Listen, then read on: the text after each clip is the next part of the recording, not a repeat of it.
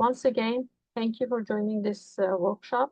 I know many of you have your business or you're working somewhere, so it is like difficult to join this type of workshops. It shows your interest, and we are very grateful.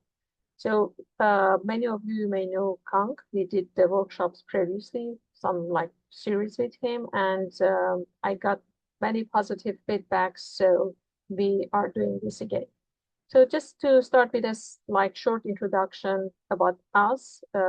Many of you know me. My name is Bartuyan Yesyan, and I'm a business counseling manager at PACE Business Development Center. So as you may already know, PACE is a nonprofit community development organization, and we have many departments, including early childhood education, workforce development center, energy efficiency department, and business development center. So through our business development center, we support entrepreneurs in Southern California by offering business counseling, procurement services and assistance, and access to capital. I would like to add that we are a city of Los Angeles BusinessSource Center. So the city of Los Angeles has 10 BusinessSource Center as of today. So PACE hosts 2 of those BusinessSource Centers, Pico-Union and Hollywood Center, and I manage the Hollywood Center. PACE is a SBA micro lender, EDA, and IBANK lender, and we are also a certified CDFI. So this all information is related to our lending arm. So today's workshop is like we have, this is the first from a series of 3. So I am not sure if you have participated in the previous workshops that Kang did. This is all leadership skills, and I believe these skills can help us on the individual level. Regardless, it is very beneficial to us. So I will let Kang make the introduction. So about himself, about the company, and then he can start the workshop. So as always, we will wrap up with a Q&A session, but you can use the chat box and Q&A box to submit your questions. During the session, if you have any question, you can raise like your hand and I can unmute you. You can ask your question. We would like to have this session as interactive as possible. We want you to participate in this like workshop, ask your questions, and if there's anything, please feel free to participate. So again, at the end, we will have, Q&A session at the end, but feel free to ask your questions during the session. Moving forward, Kang will have pauses and you can ask your questions. Another question, and not question, actually, it's a request. We will have a survey once you exit the workshop. There is a survey. Please complete the survey. It helps us to understand what we do, what works, what doesn't work, and if there's any other workshop that you like us to bring in, we can work on it. So without further ado, I want to bring in Kang. He can start like the workshop, and then we'll take it from there. Thank you, Kang. Thank you, Virtui. I appreciate the introduction, and thank you all for spending a bit of your time today to join us on the topic of burnout. Virtui, I'm going to share my screen here, so I'm going to request for you to, let's see here. Okay. Can you see my screen, Virtui? Give me a second. Yes, I can. Okay, perfect.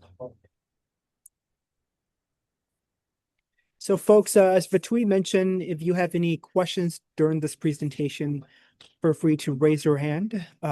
There is an icon and Virtui will unmute you so that you can go ahead and ask your question. I will also have an opportunity for you all to ask your questions at the end, so you can save it till the end if you want. I want this webinar to be as engaging as possible, so feel free to use the chat box to make any comments or ask your questions there as well. Virtui will be looking at the chat box just to make sure that your questions are being addressed during the presentation. So without further ado, welcome to Prevent Burnout and Sustain High Performance.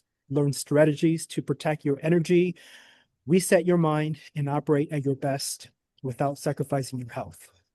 Again, my name is Kong Shang. I'm the founder and CEO of People Onward. Our mission is to unlock the full potential of people and businesses everywhere to achieve extraordinary performance and align success with purpose, meaning, and fulfillment. For today's agenda, we'll cover definition of burnout, causes and effects, the evolution of burnout, high performance strategies, essential practices, elite performance strategies, as well as Q&A at the end.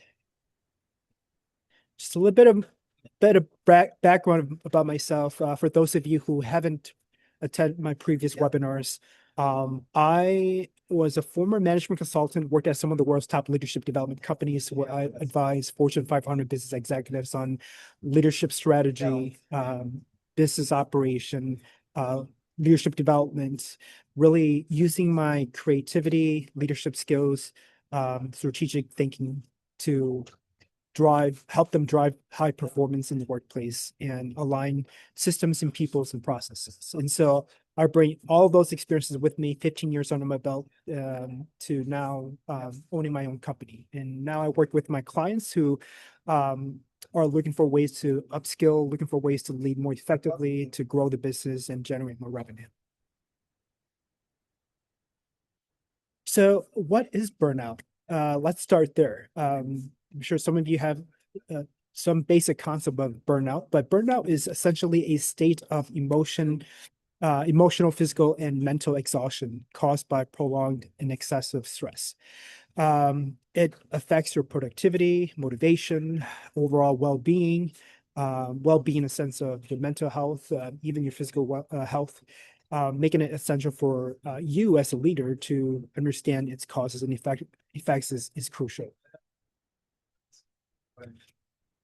When understanding burnout, you want to make sure that you understand that burnout can lead to decreased productivity and increased employee turnover in organizations. Recognizing the early signs of burnout is essential for maintaining employee well-being and performance. It's like going to a checkup, regular checkup with your doctor. Those are preventative measures, right? Same thing with burnout. What preventive measures do you have in place to make sure that your employees aren't being burned out, they're being taken care of from a well-being perspective as well as performance perspective? The one thing I would say about burnout is that it is defined by three core essential dimensions. One is the emotional exhaustion, which is really about a sense of being drained, or that your energy is being depleted, unable to manage daily demands. The second is depersonalization, which is really about developing a detachment or detached, cynical, indifferent attitude towards your work and activities. And then the third is really about reducing efficacy, which is really about experiencing feelings of incompetence, ineffectiveness, or failures in one's roles and responsibilities. And the reason why I mentioned those three core dimensions is because it all relates to stressors in the workplace, right? When you think about stressors in the workplace, it's really about high demands and lack of control, which can lead to chronic stress. Some of these chronic stress could show up as fatigue, exhaustion, irritability, or mood swings. Some of the causes of burnout, as you might already guess, is around heavy workload, long hours at work, lack of control or autonomy, no rewards or recognition for contribution to the company, maybe perhaps utilizing too much of energy to figure out what your role and responsibility is because it's ambiguous. There's unclear expectations from management, and managing relationships. There might be interpersonal conflicts or politics at play, and so all of these things are stress that can cause you as a leader to burn out. And so those are things you might want to jot down and just say, have I experienced any one of these stressors, and how is that showing up in how is that affecting me in the workplace? When it comes to signs of burnout, as I mentioned, fatigue, irritability, the disengagement with your work are common indicators of burnout. And those are things that I see in my clients. In addition, insomnia, you're not able to sleep, there's sleep disturbance. There might be a withdrawal of social activities, or lack of interest in investing in relationships in the workplace, or thoughts of quitting your job or ending a relationship. Those are signs of burnout.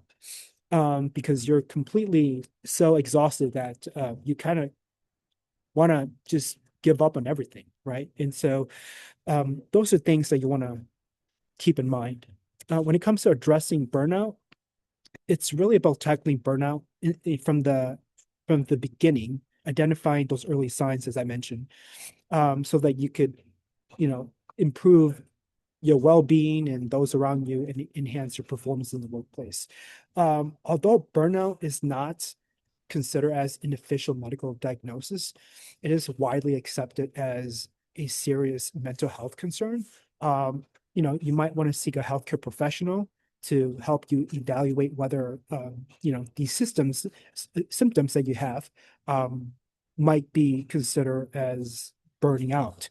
Some of the possible approaches to treatment include therapy and stress management strategies. You might have to undergo lifestyle adjustments, such as improving your sleep, improving your nutrition as well as exercise and sleep, or modifying your workload, making sure that your workload is manageable and that you're not overworked.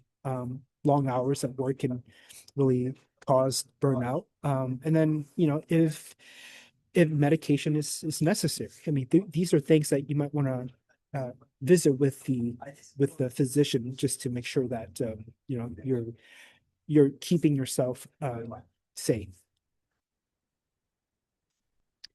When it comes to timeline, it was Hubert Freudenberg that coined the term burnout. He was actually a clinical psychologist, worked in clinical settings, and realized that the professionals, the nurses, the physicians, in that arena were emotionally drained. And so he coined it in 1974 as burnout.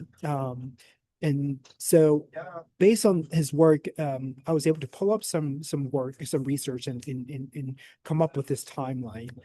As you can see here in the 1990s, there was an emergence of burnout as a recognized workplace issue. Although organizations weren't as proactive as today, they did acknowledge that burnout was happening in the workplace. And so they began to think about how burnout could potentially impact employee morale in the workplace. It wasn't until the 2000s when they introduced wellness programs. You might have heard of EAP, employee assistance programs. Those programs could be covered by your medical benefit provider.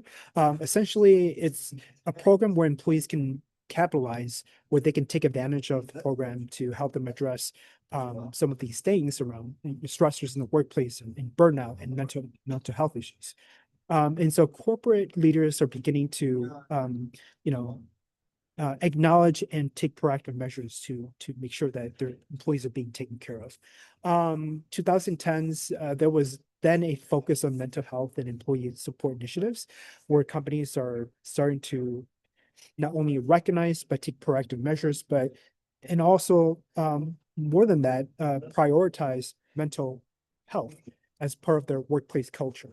Before the 2000, like around the 2000s, any discussion about mental illness or mental health was considered almost like a taboo in the workplace. And employees were afraid that if they were to mention some form of mental health issue that they might be penalized for their performance. So very glad to say that as time progresses, corporate leaders and companies begin to really understand that training mental health is a priority for a sustainable workplace culture. In the 2020s, there was an adoption of comprehensive burnout prevention strategies, where companies are really working with insurance industries to come up with creative ways to address mental health as well as burnout in the workplace. Now, as you see, there's flexible working arrangements. There are hybrid work. Employees are able to work from home as well as work in the office. certain days of the week, or just frankly work from home full time so they can take care of their mental health as well as their personal lives. And so there's been these drastic adoptions, and we can only guess in the next couple of years how that's going to evolve over time to really center taking care of employees' well-being, ensuring that people are being taken care of. Any questions so far, comments? I don't see anything in the chat box, so if Okay. anyone has a question, please feel free to raise your hand. Thank you, Vartui. So there are 5 stages of burnout. The first stage is the honeymoon phase. It's initial excitement and energy about new tasks or projects, feeling highly motivated. So a component of this phase is someone who just started their new job. They're high in energy and optimism. They often start the day early, or a project early. They might be considered to be too obsessive with the work. The symptom around here is that they might overcommit. They might skip their lunch breaks to work. They might neglect work-life balance, seeing it as a sign of productivity. On to the second stage, which is the onset of stress. This is where there's an increase in pressure, which leads to feelings of anxiety and minor physical symptoms like fatigue. So stress starts to set in, making some days feel more overwhelming than others. Deadlines and tasks begin to accumulate, and there's just one problem after another. And the early signs of in this stage includes fatigue, difficult concentration, and increased irritability. The symptoms around this is where you may notice difficulty with concentration, lower productivity, persistent fatigue, high irritability, and frequent headaches or disruptive sleep patterns. On to stage 3. This is where chronic stress happens, where prolonged stress results in emotional exhaustion, reduced performance, and disengagement from work. So at this stage, stress is no longer considered as occasional or of a bad day. It feels constant. Your nervous system remains on high alert, that fight or flight response. The symptoms steadily intensifies, and the ongoing stress brings apathy, resentment, even physical symptoms or illnesses. So these are feelings of ongoing fatigue, cynicism, resentment. You may also experience recurring illness to find it increasingly difficult to concentrate and to complete tasks or project at hand. Stage 4 is the burnout stage. This is where you experience complete physical, emotional depletion, leading to a sense of hopelessness and cynicism. When your nervous system breaks down on this stage, you're in survival mode for an extended period of time. Your capacity to function normally begins to decline. Everyday tasks and work responsibilities feels harder, more difficult to manage, and you feel these physical symptoms can become more frequent or it intensifies. So you may experience like detachment, emptiness, hopelessness, self-doubt, all of that. Even pessimism, and also a lack of motivation as well. The last stage 5, is the habitual burnout, which is where ongoing state of burnout affects your personal relationships, where work has now translate over to your personal life, and your overall well-being, no matter in the workplace or in the personal life, is significantly damaged, right? And so you're looking for ways to recover. And in this stage, you're pushing through burnout and you're trying to return to work, but you're exhausted.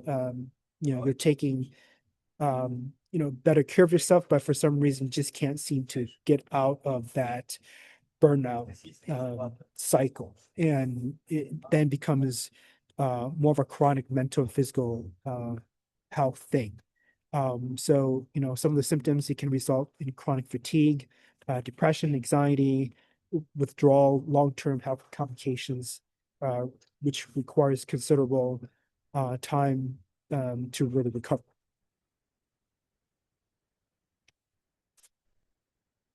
So 76% of employees report experiencing burnout regularly. And this is a very troubling statistics because it just goes to show that even when you have the right strategies in place, corporate leaders are trying to do what they can to address this particular challenge. Employees are still burning out, right? So then the question becomes, um,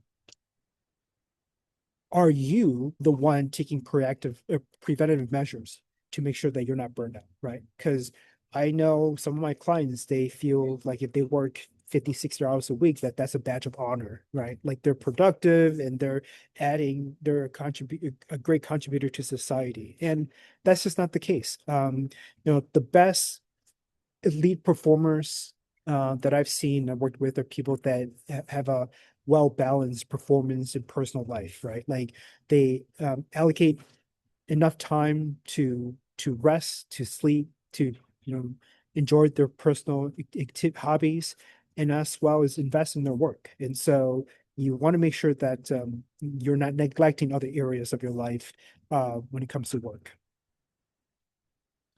So when it comes to high performance strategies, there are just certain things that high performers do differently than the average employee or leader.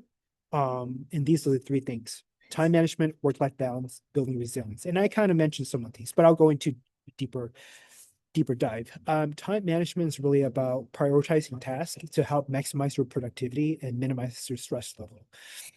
Effective time management is a powerful way to prevent burnout by setting clear boundaries, prioritizing what truly matters, and intentionally creating space for rest and self-care.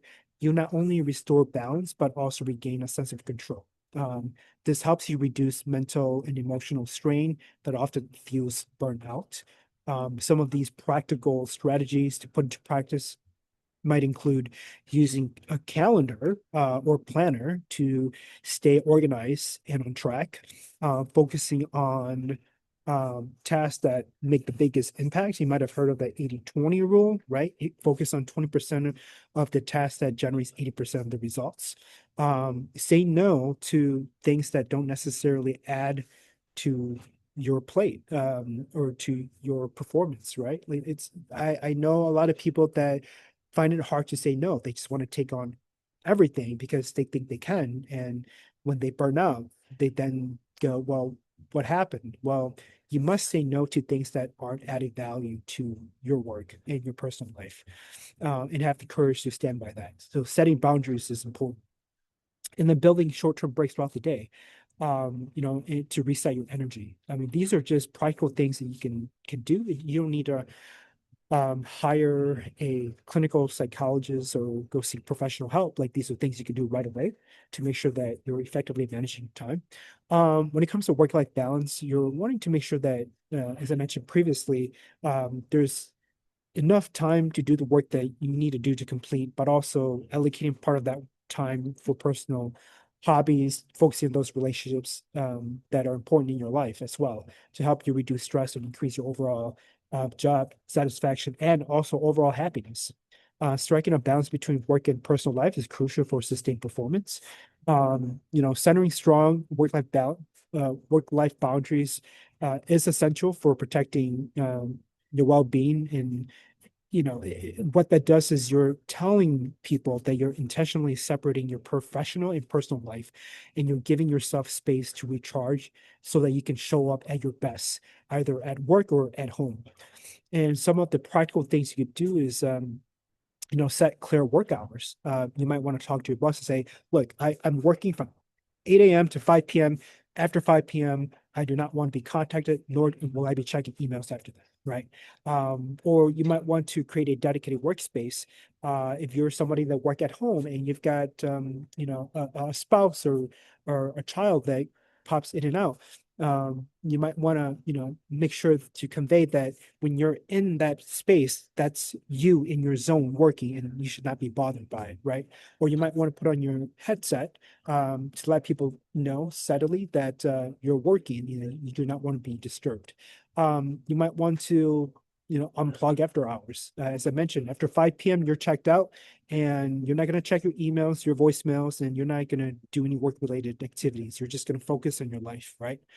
Another practical strategy is prioritizing your personal time, blocking off time for hobbies, rest, spending time with your loved ones, investing in those relationships that matter to you, so that you can show up at your best when you're back at work. Um, for those of you that are tech savvy, there's many apps out there that you can use to block off your time to help you organize your task, so that you can actually are on track for performance. The last strategy here is the building resilience, which is where you're developing these tactical, practical strategies to help you be more resilient as an individual, as a leader, so that you can adapt and thrive during challenging times. I would say that resilience is really about the capacity to adapt to the face of stress. It does serve as a powerful buffer against burnout. Research consistently shows that when your relationships are when you invest in relationships, you're someone that are able to be more resilient because of those relationships. Because what you're doing is that you're investing in yourself. You're providing some emphasis on self-care, and you're coming up with ways how you can share some of these challenges with other people to kind of let go of those negative energy, so that people can help you to perform at your best. Self-care is one of those things that people talk a lot about but don't practice. But you want to make sure that it's a priority. And it's not just about taking time off, right? It's about the kinds of food you eat. Are you exercising? Are you moving your body regularly? Are you getting adequate enough sleep? Like, these are things that can restore your performance. In terms of community, do you have a strong support system? Friends that you can count on when you're stressed at work and you want to share some of the stress with your friends, to help you alleviate some of the pain that you're feeling. Do you have strong relationships at home? A spouse that get you, that can listen and can give you some advice or suggestions to help you take care of your mental health. You might want to set aside ways to improve your mindset, and find purpose in life, right? Like, these are things you could do to help you anchor yourself in a sense that doesn't really uh, get you on the path that can help you that can burn you out. And again, setting those safeguards, safeguarding your time and your energy so that you can have healthy limits. These are just things that you could do. Any questions so far? Comments? I see some people chatting. Unfortunately, I'm not able to view the comments, but Victoria, if you have any insight, let me know. Let me go. Write it all the time.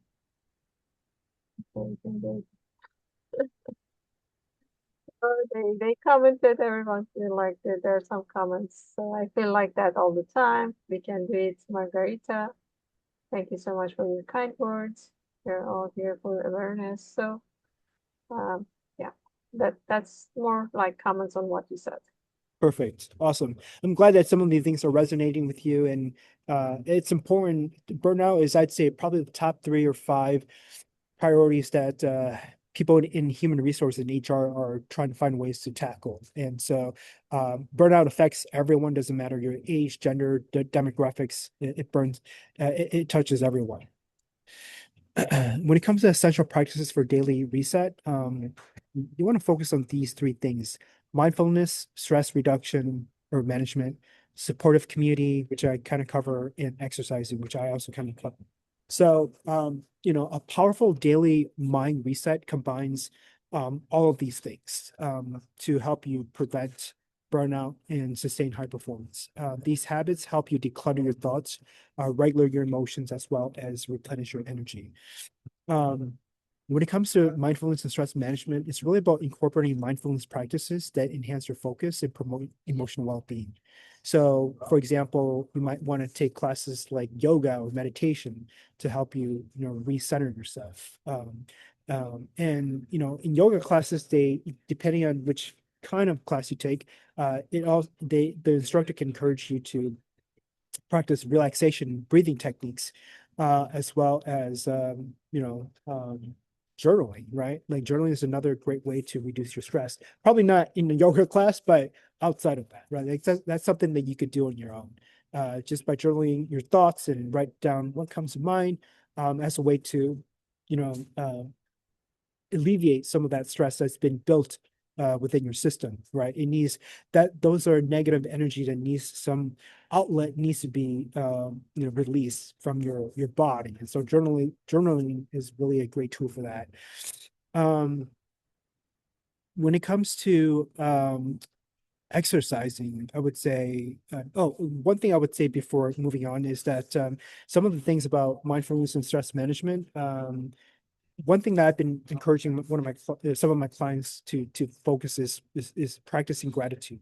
Gratitude is a great way to shift your perspective from focusing on what's not working to what is working, right? You're basically shifting your perspective, focusing on, let's say, 3 to 5 things that you're grateful for each day.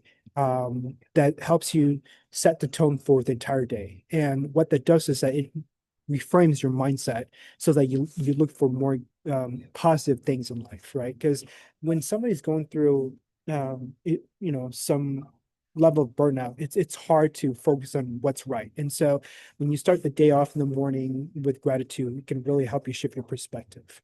You might also want to tune into your emotions as well, as you're focusing on mindfulness and stress management. I would say meditation is a great way for this because what it allows you to do is, without placing any judgment, you're just observing your thoughts and you're observing your emotions and how you feel at that moment. And again, without any, judgment, you're just observing your thoughts and making sure that, if you're in constant emotional exhaustion, then maybe that's a sign letting you know that you might want to seek for help, right? And help in the sense of forming a community. They can talk about these things, or a uh, profession, a professional health worker that can help you find ways to reduce your stress. And then another thing too, I would say is burnout there's a lot to focus on. It affects the systems and mental and physical health, and you want to be able to be compassionate about all of this, right? Because so often, there's that saying, we are our worst critic. And so we have to make sure that we're focusing self-compassionate so that we can extend that same care and understanding, not just to us, but also to others. And remembering that you're doing the best that you can with the resources that you have. And it's okay to slow down and rest when you need to. When it comes to physical exercises, you want to be able to regularly move your body. What that does is it boosts your energy, reduces your stress levels, and improve your mood and cognitive function. Some of the things you can incorporate includes high intensity training, uh, again, yoga, or simply running or walking, right? Are ways to strengthen your personal, um, satisfaction, I would say. Staying physically active, regularly exercise is one of the most effective ways to manage your stress, because it protects signs against burnout. And, even a quick 15-minute walk can really help you clear your mind and boost your endorphins and reduce that stress that often is caused by cortisol. And so, um, I regularly exercise 3 or 4 times a week, and I'm just a lot happier. I'm more on a positive state when I'm exercising, after when I'm done exercise. And if you haven't really been exercising lately, just get out there, start off, just put in your shoes, go out for a walk. You don't need to hit the gym if you're not a regular gym goer. Just do something to move your body so that you can, release some of those toxic energy chemicals out of your body and stress so that you can really focus on improving your moving cognitive functions. I can't emphasize how important commuting is. I certainly have been a high performer that has been burned out in the past, which is why I'm teaching this content, is because I know what it's like to burn out. And in during those times, I really had a strong community right behind me, people that I trust, that not only do I know, but who knows me, that I can share my personal challenges with. And when you have a supportive community, um, you all will find meaningful ways to help you address not only burnout, but also reignite your motivation and enhance your performance as well as personal well-being. You might want to consider therapy, counseling, joining a support group. Might want to go to Meetup and Eventbrite to see what's going on, see if there are some groups out there that can help you tackle, burnout and find ways how you can increase your overall life happiness. The one thing I would say about the supportive community is that meaningful is the key word here. You're not just targeting people that understand you, that can listen to you, but also can understand you, that see you, and can help you, right? Like that's what meaningful connection is really people that care about you and your well-being and wanting the best for you, and sometimes more than you do for yourself.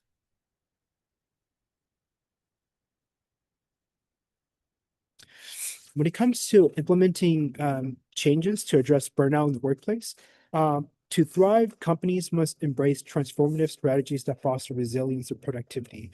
Implementing effective strategies can lead to greater success and reduce burnout risk in professionals.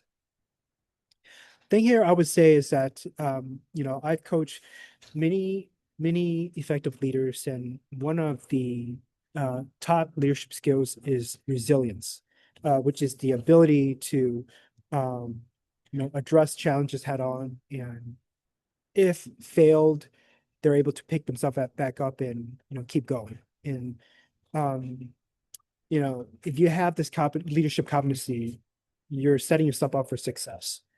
Um, Having said that, there are three things that you can implement in your company to make sure that you're addressing burnout. One is encouraging open communication. By fostering dialogues allows you and your employees to express their concerns and ideas freely. What this does is that open communication helps you prevent burnout by making it safe to surface stress early on, securing support and address um, you know, workload issues. Um, the key component when it comes to open communication is the term called psychological safety, which is built on trust. Psychological safety is really about a concept where the leader is able to create an environment where people are able to share their deepest thoughts and concerns without being penalized, right? And it's tricky to create environment based on psychological safety because the leader must know one, how to create an environment of psychological safety, but also know how to facilitate those dialogues when they're happening in a way that shows empathy and care for their peers and their colleagues and their employees, right? So that's one thing to note about encouraging open communication. The second is training and development opportunities. By investing in your employees' skills or your skills, you can enhance your employee capabilities and your confidence. And I would say the top five reasons why employees quit their jobs is lack of investment or investment in their leadership skills or capabilities. So when you embrace ongoing education, what you're telling your employees is that you value them, you want what's best for them, and you want them to upskill so they could be, a more sharpened and relevant leader in a changing work environment. Training development, reduce burnout by increasing, competence, control, and support. And it shapes a healthier culture that's where people are better off. When you invest in your employees have the skills to communicate openly in a way that's effective, that shows that they can take on task in a way that's productive. The third component here is recognizing employee contribution, acknowledging, the contribution that your employees make to the company can really help them increase their productivity and incentivize them to stay with you versus working for your direct competitor or just overall just quit, right? Because they're burnt out. Employee recognition effectively combats burnout by making, your employees feel valued and connected. There's a sense of meaning in the work, while also cultivating a supportive work environment that boosts engagement and retention. Research does show that burnout risk, reducing burnout can risk up to 90% of enhancing the employee's well-being. So, again, reminding you of the statistics earlier, the 76% of most people experience burnout in their lifetime. Like this particular uh tactic that you can do by recognizing employee can really address that particular challenge, if that makes sense. Things that elite performers do differently, that sets them apart from others, is that they differentiate themselves through a combination of deliberate practice, a growth mindset, and strategic self-management. They focus on continuous improvement, setting challenging goals, and leveraging feedback for growth. Furthermore, they prioritize self-care and mental well-being, recognizing the importance of rest and recovery for sustaining high performance. When it comes to prioritizing recovery, they set mini breaks throughout the day, and they honor it, and they also find ways to move their body to make sure that they're you know um, you know managing those endorphins and really finding ways how they can recharge. They are being strategic in a sense. They're putting into place practical strategies that can really help them recharge so they can perform at the highest level. They also operate from a sense of clarity and not chaos. They're very intentional about how they show up in the work, how they use their time and energy. They may set goals daily, weekly, monthly.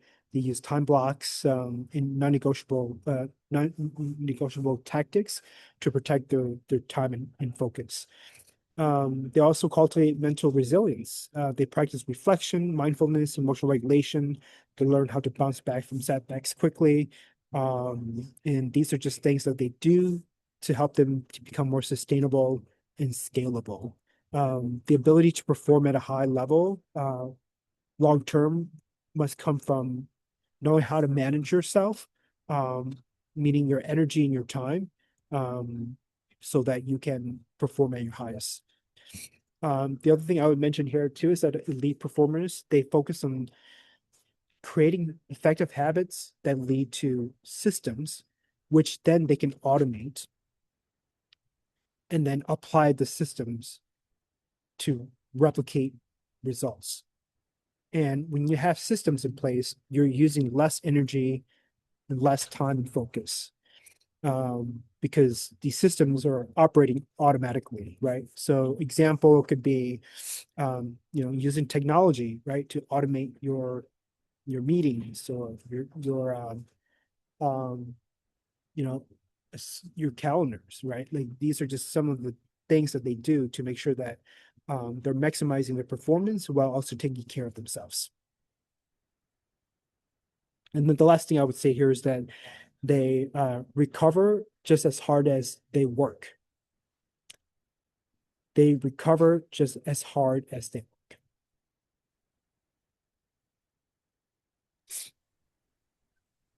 work. When it comes to just transformative wellness strategies, it's really about aiming for impact. I actually have a client here. His name is Wade. He's Chief Human Resources for a manufacturing company. And by hiring me, he was able to helped implement his wellness strategies, significantly improved his workplace morale and his overall performance. And he came to me because his company culture was just a complete mess, and he didn't really know how to implement strategies to make sure that employees are performing at their highest level and helping taking care of his employees. And so by working with me, we're able to come up with several solutions to help tackle those challenges, to help them create a culture that's sustainable and where his employees are happy at work. So with that being said, this is our last slide. And I do want to propose that if you want to deepen these concepts and you want to work with me, I'm happy to get on the phone or on a Zoom call with you for 20 minutes just to learn more about, what's your current challenge and how it can be a resource to you. Typically, I charge $750 per session, but because of my relationship with Pace, I'm happy to offer it for free for the first session. So I would hope that you will take advantage of it by reaching out to me. This is my contact information on the screen. And let's have a conversation. I want to know what you're working on, how it could be a resource to you. If anything, what you'll take away is just practical strategies that I'll offer to help you address your concerns. Thank you, Kong. Thank you. I appreciate, the information and the offer you are making, to the clients, and, because of the pace. I appreciate it. We have 10 minutes. So if you have any question, if you want to share anything, related to the conversation we had. So please feel free. You can raise your hand. I can unmute you, and then, you can share any comments you have, or if you have any question, you can ask it here. We have the time.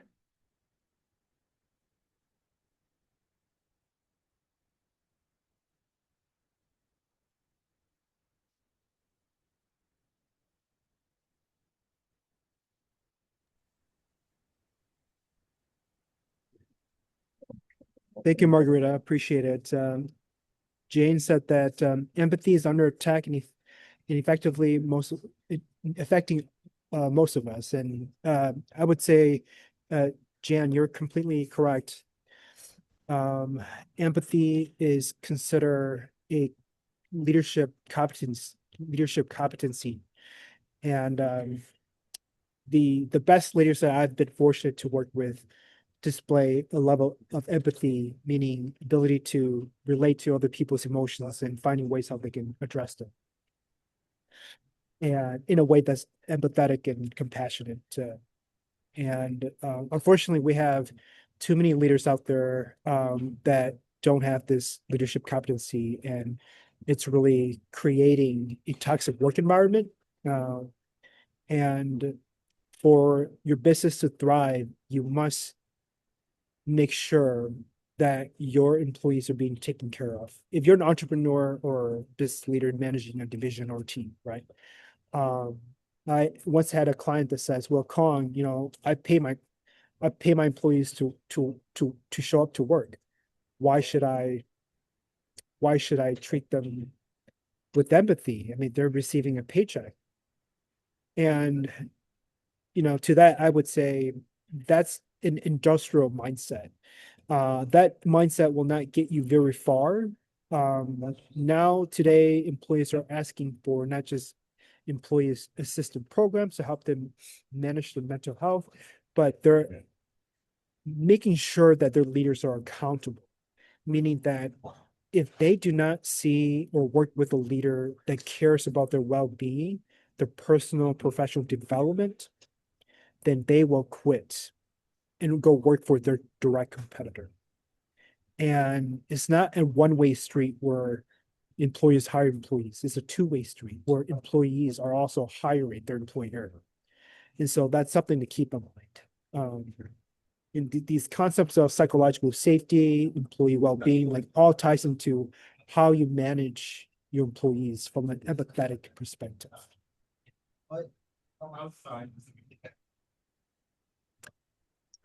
Uh, Margarita mentioned that she's at work. She would like to have questions, live questions, but unfortunately she's at work. So Margarita, please feel free to connect with Kang if you want. You can have a conversation with him, or you can send me your questions, and I can just coordinate that. So any which way that works better for you, just please feel free to connect. Let me see. Lately, I wear too many hats, and so Priscilla says, "Thank you, Kang. This was a good mind reset for myself. Lately, I wear too many hats and um, do not prioritize my downtime to be creative and bring the ideas that makes my company different to life because I am just surviving the workday. Thank you again." Okay, it was just sharing, her status, but it was not a question. yeah, Time yeah. One thing for I would say there, Priscilla, is that prioritizing downtime is a way of being more effective in the workplace, right? Because as you mentioned or alluded to, um, effective leaders are creative. They don't become creative by continuing to work all the time or always on the clock. They take downtime to really recharge and pause and think about and reflect, where their career, where their work is headed, and how they can add more value to their job, right? And you don't get to be creative by always constantly being on all the time. You become creative when you're investing in your own personal development, where you're taking courses outside of work to recharge or reignite your motivation, to pick up a hobby that you love by moving your body. Like these are things that you can do that doesn't cost money, that can really help you build your sense of creativity so that when you do return to work, when you're clocked in, that you're not only recharged, re-energized, but you're also creative. And companies hire individuals that think outside the box. So that's a great plan for Priscilla.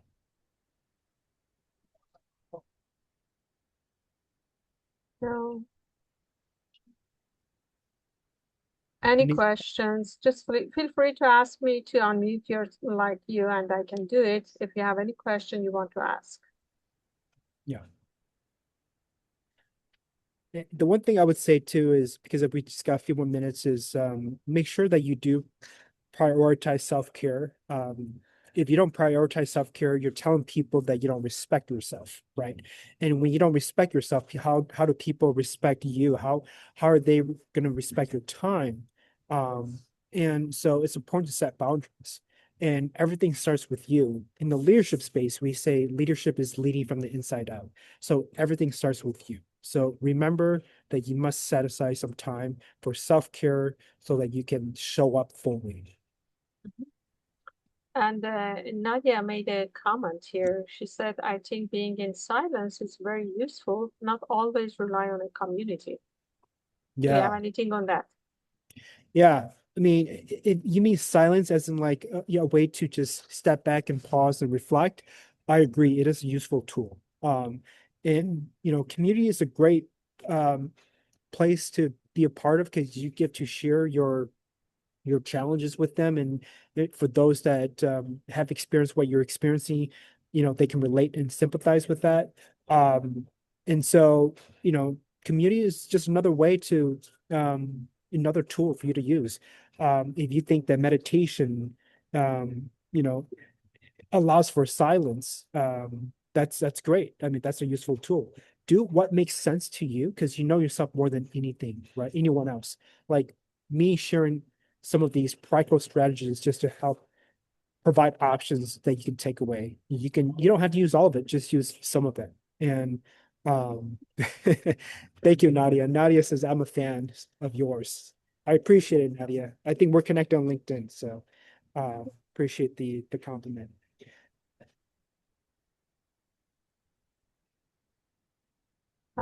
Any other question? Any other comments?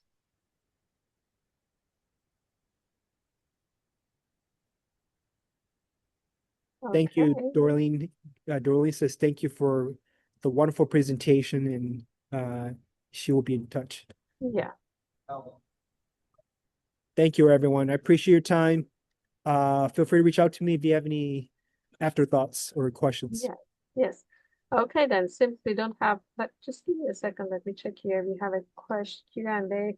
Um, there's a question actually from Sarah. It says, how do you start a conversation with your employees?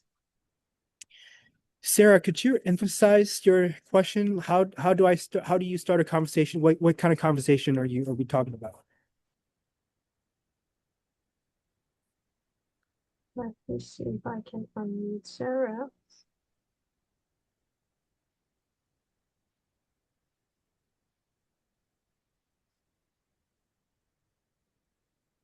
Sarah, you can unmute yourself and you can, ask your question.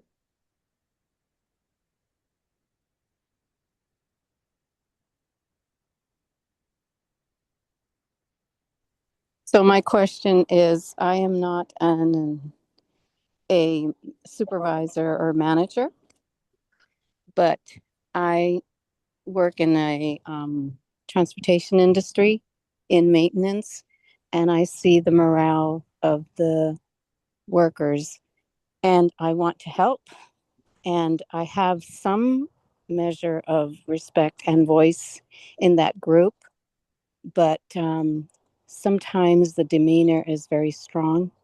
And so I'm unable to really exert because I'm a coworker, even though I'm older than them. But Mhm. I have been in positions where I have changed changed the culture, helped to change the culture. Mhm. But it's been more in an office environment. So this is different for me. But I want to help the morale, and Mhm. that's my goal. And so what current environment is this that you're in? I'm a maintenance employee in the transportation department. Okay. So we clean buses and everything is very, tough guy Wow. type demeanor.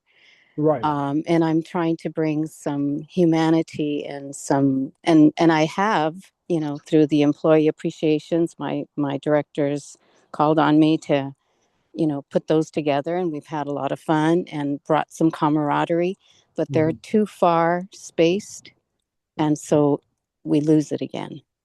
Right. Yeah, I mean, depending on which industry you're in, some are more receptive to addressing burnout than others. For example, I have a client in the manufacturing industry, and it's hard to change the mindset of those folks in that industry because their mindset is just different from those in the technology industry, right? So Yes. you really do need to understand your audience. And to your current situation, I would say again, when you're addressing any type of topic, whether it's burnout, mental health, or whatnot, it's really coming from an empathetic perspective, uh, Yes. and really letting them know that you are a peer that they can trust and rely on, right? Because you're prioritizing connection over quick fixes, and that brings the humanity into the process. You're fostering, creating genuine connection through listening, open communication, like I mentioned about open dialogue in my previous slide. You're also letting them know that you're there for them, right? That they're being seen. It doesn't matter which employee or peer or supervisor you're addressing. When you're having a conversation with another human being, what they want more than anything is to be seen. So how do you convey that to them so that they're Okay. heard, right? And then you want to be able to, create spaces create spaces where they can trust you enough to voice some of their concerns around burnout. Maybe, they may have some signs around burnout that you've witnessed and you're like, hey, I'm concerned about you. I noticed that you seem exhausted. Are you okay? Like something as simple as that question can open up a productive conversation. And then I would say is really just have these casual check-ins with them and see how they're doing. It could be a simple question as how's your day going, right? Or, what are some of the priorities you're working on and how can I help you, right? Like these are things you could do to extend kindness and empathy to your peers to suggest that they're not doing this alone, that you are their safe space to come to should they need help. Okay, great. Okay, that's helpful. Those are some of the things that I try to do with them. And I'm just, trying to take it a little bit deeper because, like I said, we've had situations, but they've been kind of few and far between. And then I was injured, so I was out for a while. And I felt like I lost some of that momentum with them. So I'm trying to rebuild it. Yeah, yeah. And, I mean, I'm glad that you have some level of awareness to understand that, you know, now that you're back, you know, it's important to reestablish those relationships first before having conversations. And so, Yeah. I would say keep going and just do what you can. If they're looking up to you as someone that they can trust, your leadership team will see that, and they will find ways to assist you, to help them. Well, thank you for your presentation. It was fantastic, and I really appreciate your time and your contribution. Thank you. I appreciate it. Yes, I'm glad that Yeah. you're able to join Yes, the thank you. situation. Wonderful day. You too. Thank you. Okay, it looks like we don't have any other questions. So if no more question, we already passed our time, 5 minutes over, it's 1:05. The recording will be available. Generally, what we do, we post the recording on our website.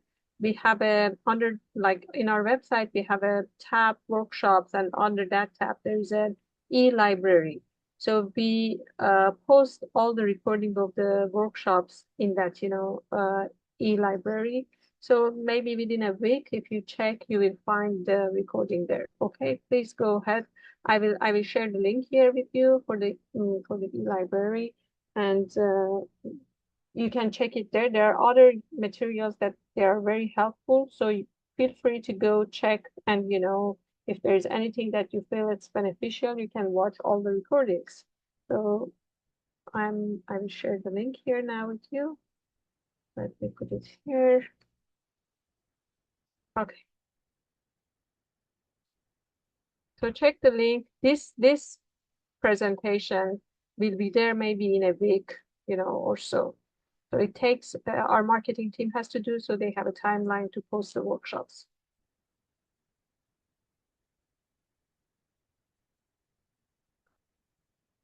Okay. So once again, thank you, Kang. Thank you so much for the presentation and your time. And thank you everyone else for being here, dedicating your time. I wish you all, okay, let me see if there's okay. So I wish you all a great rest of the day and looking forward to see you for the next session in a month. It will be on 24th of February, will be our next session. Thank you and bye. Goodbye. Thank you, everyone. Bye-bye. Thank you. Bye-bye.